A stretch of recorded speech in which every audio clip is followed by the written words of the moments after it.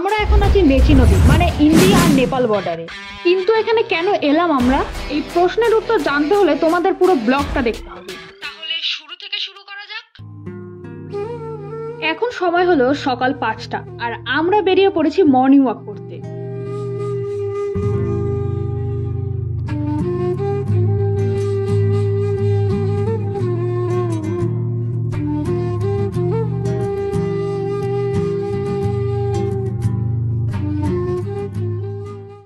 বাড়ি থেকে আমরা এখন অনেকটাই দূর চলে এসেছি। সত্যি কথা বলতে সকালবেলা এরকম দৃশ্য দেখতে কারই না ভালো লাগে। দুপাশে ধান ক্ষেত, মাঝখানে সরু রাস্তা দিয়ে আমরা হেঁটে চলেছি আর সেই দূরে দেখা যাচ্ছে এক পাহাড়। আর রাস্তায় আমরা দেখে নিয়েছিলাম ড্রাগন ফ্রুটের চাষ, যেখানে ড্রাগন ফ্রুট তো ছিল না কিন্তু ফুল তো ছিল। অনেকটা রাস্তা যেহেতু চলেই এসেছি তাই এখন একটু আমরা বিশ্রাম নিচ্ছি। ততক্ষণ তোমরা এই জায়গাটার সৌন্দর্যটা অনুভব করো।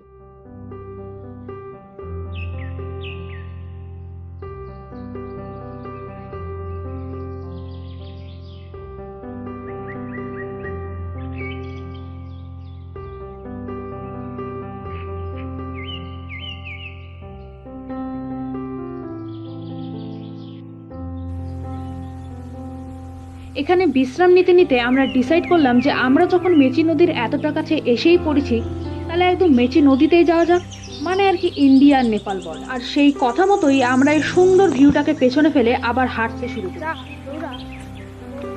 কিন্তু আমরা তখনও বুঝতে পারিনি যে আমাদের জন্য ঠিক এই রকম একটা রাস্তা অপেক্ষা করছে। এই গাছটা পেরিয়েই এই রকম একটা জায়গা যেখানে ছিল সাপ আর জোকের ভয়।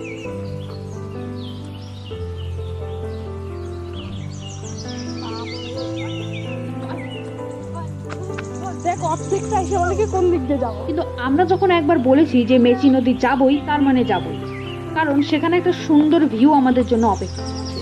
তাই সাপ আর জোকের ভয়কে জয় করে আমরা যখন এই জায়গাটা আসি তখন আমরা খুবই হতাশ হই, কারণ যে ভিউটা আমরা আশা করছিলাম সেখানে সেটা আমরা পাইনি। ভেবেছিলাম মেচি নদীর আশপাশটা হয়তো কাশফুলে ভর্তি থাকবে, কারণ এখানে প্রচুর কাশ। এতটা দূর যখন চলে এসেছি তাহলে মেচি নদীর ঠান্ডা জলে পা ভেজাবো না, তা কি করে হয়?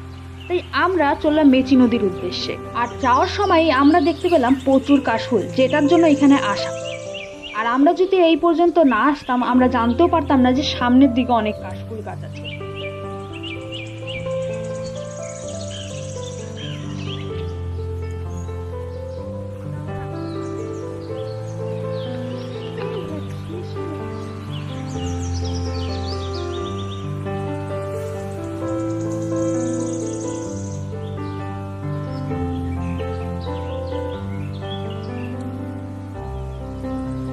মেচি নদীর ঠান্ডা জলে পা ভেজানো তো হয়ে গেছে, তাহলে এবার বাড়ি ফেরা যাক। কিন্তু বাড়ি যাওয়ার সময় আমরা এই একটা বাড়ির মতো দেখতে পাই, যেটা মনে হয় আর্মি ক্যাম্প।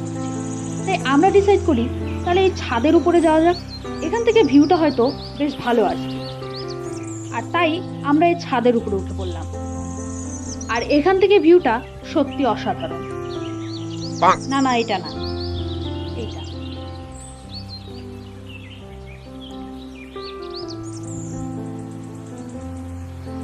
এত সুন্দর ভিউ তো এনজয় করলাম, কিন্তু এবার যে আমাদের ফাটছে, কারণ এত রোদ উঠে গেছে যে পুরো গায়ে তাপটা লাগছিল। তাই চলো তাড়াতাড়ি বাড়ি ফেরা যাক। না না, নিজে তো আমার কথাটা নিচ্ছি। এই যে এতটা